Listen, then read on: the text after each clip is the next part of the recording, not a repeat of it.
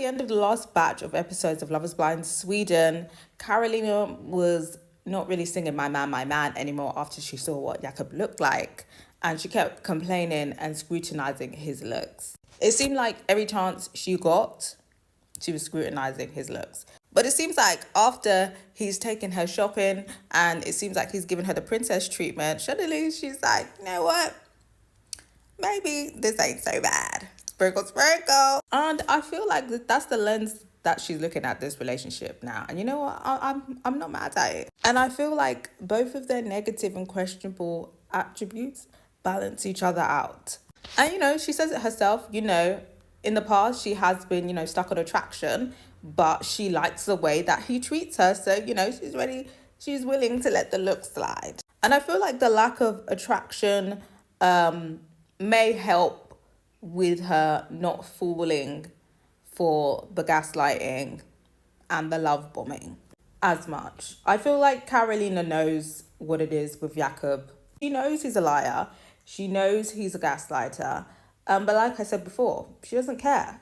She wants to get married and she's getting married by any means necessary. So despite Jakob's red flags, I think she feels like these red flags are manageable.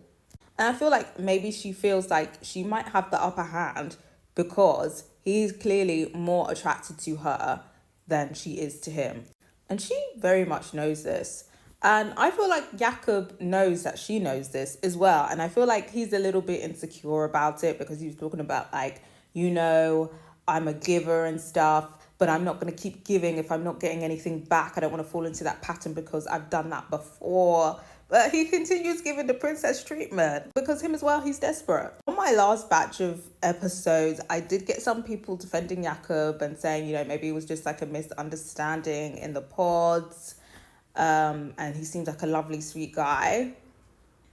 I don't think Jakob is this super villain, but he absolutely is a gaslighter and a love bomber, and that is a red flag. And these are character issues that will probably come up in the marriage. Could he be a good husband?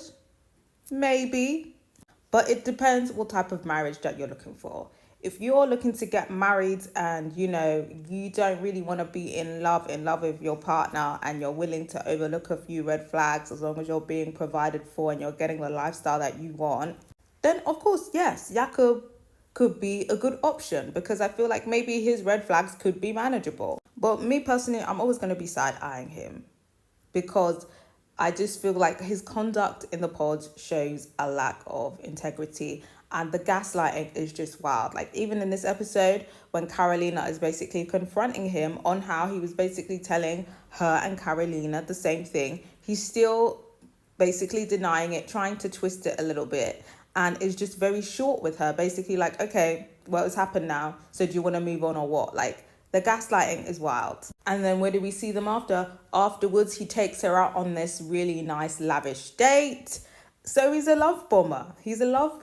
So I feel like if you're going to be in a relationship with a gaslighter and a love bomber, you've got to figure out whether you want to ignore the red flags or not because the benefits of, the love bombing package, you got to weigh it out. But I got to hear from you guys. Are we here for Jakob and Carolina?